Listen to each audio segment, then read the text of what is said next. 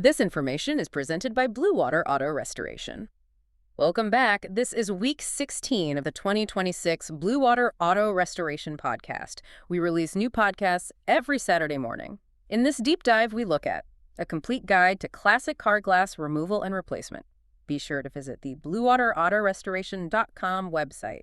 And I have to say, this is a topic that just terrifies a lot of people. Oh, absolutely. I mean, we've got a massive stack of notes here today. You really do. And our mission today is to, well, basically demystify the whole art and science of restoring, removing and replacing classic car windows. Because it really is an art form. It is. And whether you are, meticulously restoring a 1957 Chevrolet Bel Air, or maybe you're just insanely curious about automotive history, right, this deep dive will completely change how you look at car windows. I guarantee it will. Yeah. Because, modern car glass is just a standardized glued-in utility. Yeah, totally mass-produced. Exactly. But classic car glass, it's a custom-crafted historical artifact. Okay, let's unpack this right out of the gate. Because before we can even talk about removing or replacing the glass, we need to understand what exactly we are dealing with here. The physical material itself. Right. And why it's fundamentally different from the glass in the car that's, sitting in your driveway right now. Well, the big dividing line really happens right before the 1970s. Ah, okay. So pre-1970s. Right. Cars from that era utilized what's called annealed glass, which is basically just a single pane of glass. Okay, so it's not like the modern stuff. Not at all. Modern glass is laminated safety glass. It has this plastic inner layer sandwiched between the glass. So the modern stuff is like a sandwich. Exactly. You've got glass, then plastic, then glass. And that plastic holds it all together if a rock hits it. Right. The plastic inner layer is what keeps it from just shattering into a million pieces into the cabin. Wow. Okay. But the vintage annealed glass lacks that entirely. Completely lacks it. So the trade-off is really interesting. Annealed glass is, well, it's highly fragile. Yeah, it shatters incredibly easily upon impact. But on the flip side, it boasts this exceptional optical clarity. Oh, I see. So it's kind of like if modern glass is a tough sandwich, vintage annealed glass is like a delicate crystal goblet. That is a perfect analogy. Like it's beautiful and clear, but totally unforgiving. Unforgiving is the right word. And what makes it even crazier is that back in the 1950s and 60s, glass wasn't just flat. Oh, right. The designs from that era were wild. They featured these incredibly complex, custom-shaped compound curves. Like those massive sweeping curves on a 50s coupe. Exactly. Those designs weren't just for looking out of the car. They literally defined the vehicle's aerodynamics. And the whole iconic style of the era. Right. And what's fascinating here is how the actual manufacturing limitations of the time birthed those shapes. Wait, the limitations birthed the complex shapes. Yeah, because they didn't have computer-controlled kilns. They were essentially heating flat glass until it got soft and letting gravity slump it into massive iron molds. That sounds incredibly difficult to get right. It was. And it's incredibly difficult to replicate today. Which actually brings us to a huge point about authenticity. Right, the whole bug stamp thing. Yes, the bug stamp. Original equipment manufacturer glass, or OEM glass, has these tiny etched logos. Like right in the corner of the glass, usually. Exactly. It shows the manufacturer, the production dates, and even specific batch info. The community calls it the bug stamp. Like on a 1965 Ford Mustang. Oh, perfect example. On a 65 Mustang, that bug stamp is the ultimate proof of authenticity. So what does this all mean? I mean, if a piece of glass is perfectly clear and fits the car, why does a tiny little stamp matter so much? Well, to a serious collector, that tiny stamp is the difference between a pristine historical artifact and just some generic replica. Just because of the date code? Yes. It directly impacts the vehicle's concours-level investment value. We're talking thousands of dollars in valuation differences. Wow. Okay, so that perfectly sets up the next phase, triage. Right, because your first instinct should never be to just rip the old glass out. Exactly.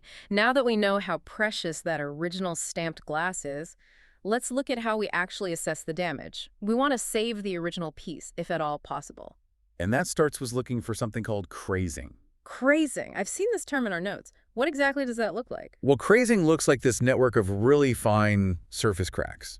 It gives the glass a frosted or hazed appearance. Kind of like a spider web effect. Yeah, but on a microscopic level, the crazy thing is the glass hasn't actually failed structurally. Really?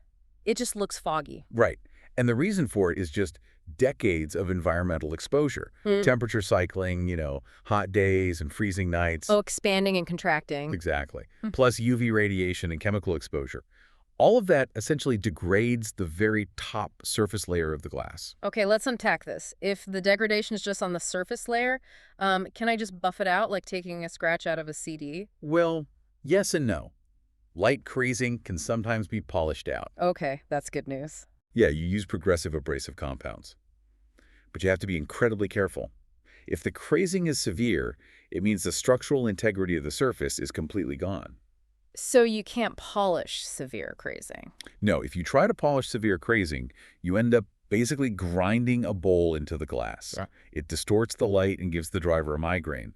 That requires total replacement. Okay, so that covers the foggy crazing. What about actual physical trauma, like scratches and cracks? For that, the industry generally follows the 2-inch rule. The 2-inch rule. Got it. Yeah, minor chips and scratches, basically anything you can't catch your fingernail on can usually be polished out. And for actual cracks? If the crack is under 2 inches, and this is crucial, if it is not in the driver's direct sight line, it can be stabilized. By injecting that special resin, right? Exactly. A UV-cured resin injection.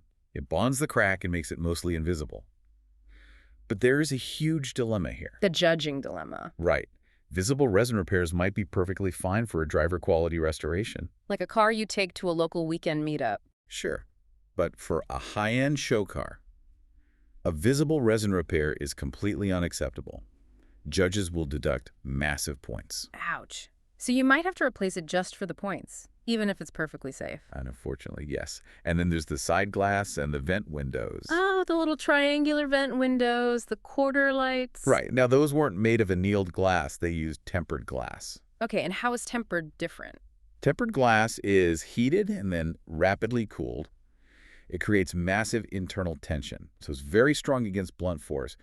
But if the surface is pierced even slightly, It shatters. it violently shatters into thousands of granular chunks. Just instantly turns into glass gravel. Exactly. So if a classic car side window takes a sharp hit, there is zero chance of repair. Yeah. It's a mandatory replacement. Wow. Okay, so let's say the glass is beyond repair. It's shattered, or the crazing is too deep. You have to replace it. Right. You are entering the sourcing saga. Yeah, this sounds like a total nightmare. Where do you even find a brand new 70-year-old window? Well, you basically have 3 main avenues: OEM, NOS, and reproductions. Okay, OEM being original equipment manufacturer, so finding a used original out of a junkyard. Yes, getting it from a donor car. It'll have the right stamp, but it's probably scratched and degraded from sitting in a field for 50 years. Not ideal. So what is NS? NS stands for New Old Stock. Oh. This is the holy grail. It's an original part that was manufactured decades ago but never installed. It just sat on a warehouse shelf in a box. That sounds perfect, though. You would think so. But NAS parts come with their own huge risks. They may have suffered severe deterioration just sitting in storage. Wait, really? Just from sitting in a box? Yes. If we connect this to the bigger picture, you have to remember these boxes were highly acidic cardboard. Oh, the cardboard itself damages the glass. Exactly. Over 50 years, the acid off gases and literally etches the surface of the glass. Plus, warehouses aren't usually climate controlled. Right, so decades of hot and cold cycles. It can cause microfractures before it ever leaves the box. So sourcing NOS glass is basically archaeological detective work. You really have to vet it. Oh, absolutely. You have to measure dimensions and verify optical clarity under harsh lighting before you even think about buying it. That leaves the third option, reproductions. Right. High-quality reproductions meet modern quality control standards. But they aren't original. True. But they are brand new. The catch is you have to do incredibly careful vetting to ensure they actually have the period-correct markings, thickness, and curvature. Because cheap reproductions will probably rattle or warp, right? Exactly. If the manufacturer rushes the cooling process, the glass warps and causes terrible optical distortion. Okay, but what if you're restoring something ultra rare, like a one-off prototype where no replacement exists at all? Then you are looking at the last resort, which is custom fabrication. Wow. Building it from scratch. Exactly. You literally have to custom make the glass. It involves taking patterns or physical templates from existing examples. Like making a wooden mold. Yes, a wooden or fiberglass bug.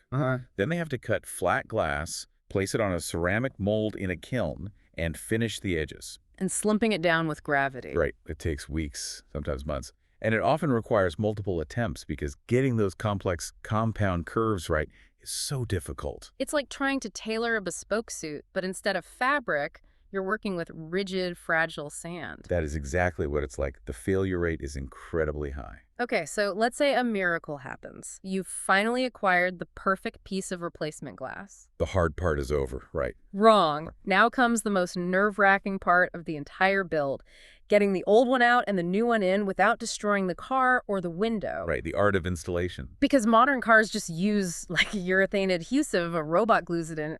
But classic cars from before 1966, they relied on outdated mounting systems. Specifically, rubber gaskets and butyl tape. And rubber gaskets sound so simple, but they are a nightmare, right? Yeah, they are incredibly difficult. It requires gasket conditioning, incredibly precise glass positioning, and then you have the trim. Oh, the chrome trim. Right, the incredibly delicate task of inserting chrome or stainless trim into the rubber without damaging it. Because the trim actually slots into the rubber gasket, not the car body. Yes. You build the whole heavy assembly on a table first, and amateurs trying to force a fragile piece of glass into an old, stiff rubber gasket. That is the #1 cause of stress cracks starting at the edges. So they break it before it even gets to the car? Very often, yes. Mm-hmm. And then to install it, you have to use a nylon rope inside the rubber channel to basically flip the rubber lip over the metal frame of the car. Pulling a rope from the inside while someone pushes from the outside. Exactly. But even if your technique is perfect, you might run into hidden horrors in the frame. Here's where it gets really interesting. What happens if you pop the old glass out, peel away the dry rubber, and realize the metal frame holding it is practically rust dust? That is a terrible day in the shop. You basically have to pause the entire glass project immediately. You can't just seal over the rust. Absolutely not. You have to stop and do full metal fabrication and bodywork. Wow, just to hold the glass. Because the frame is the foundation. Yeah. If that metal frame flexes even a millimeter due to rust, the new glass will crack the very first time you hit a pothole. Because the rigid glass becomes the structural support instead of the metal frame? Exactly. The glass takes the torsional stress and it snaps. And these systems get even more complex, right? I mean, think about the legendary 1963 Corvette split rear window. Oh, the split window. It is notoriously difficult to remove and install. Because it's two separate compound curves divided by a tiny fiberglass spine. Right. The tolerances are almost non-existent. Yeah. And it's not just the static glass. You have to factor in the door glass regulators, too. Oh, right. The side windows actually have to roll up and down. Which means they rely on complex mechanical tracks inside the door.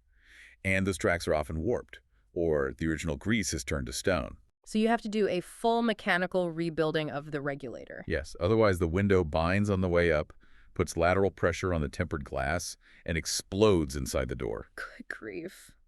And what about the late model classics with the embedded heating elements in the rear window? Right, the early defrosters. Those are incredibly fragile surface-mounted elements. One slip of a scraper blade while cleaning the old seal, and you ruin the entire electrical grid. Sounds like a minefield. Okay, so let's shift gears. We've covered the mechanics, the removal, the install. The physical labor. Exactly. But there's a deeper conversation that every classic car owner really must have with themselves before installing new glass. A philosophical crossroads. Right.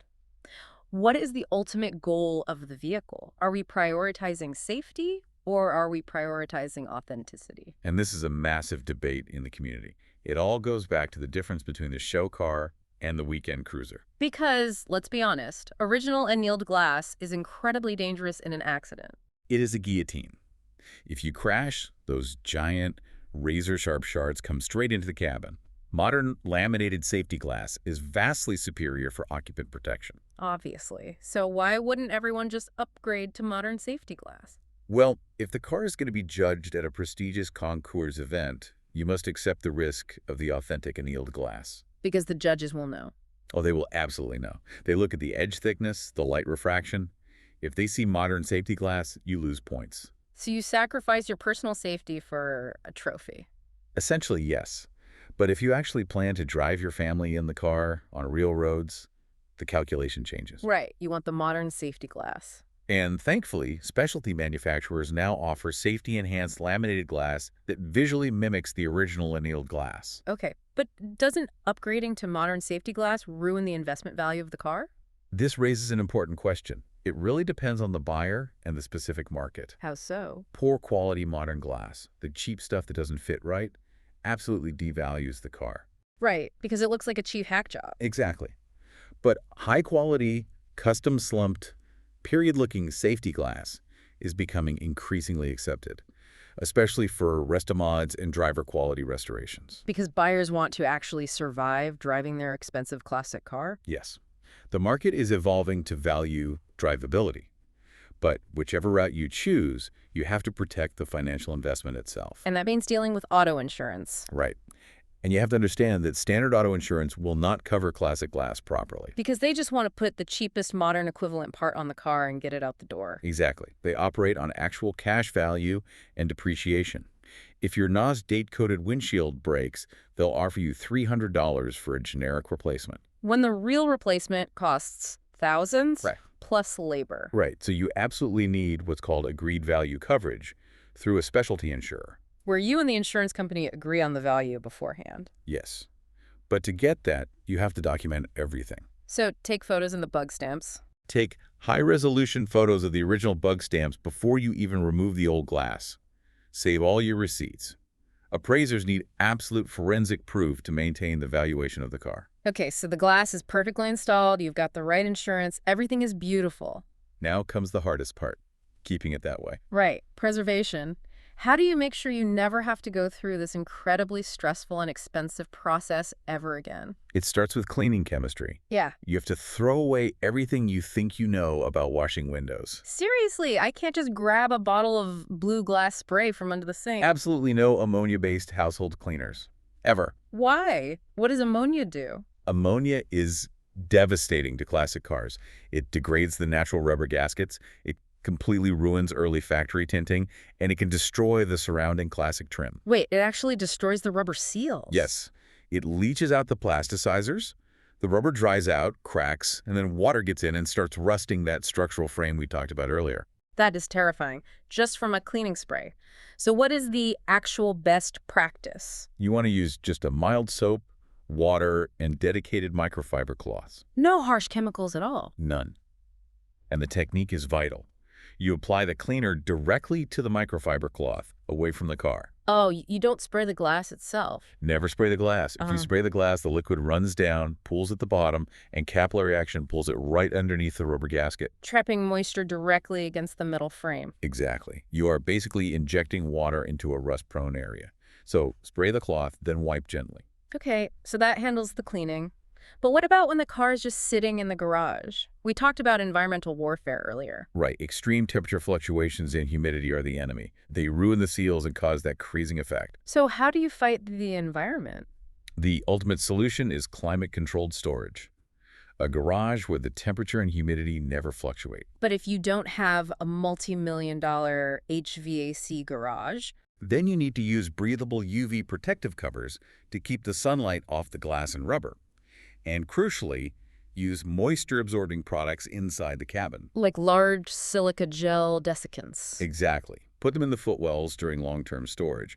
It pulls the moisture out of the air, preventing condensation from forming on the inside of the glass when the temperature drops at night. Wow. It really is a full-time job just keeping the glass alive.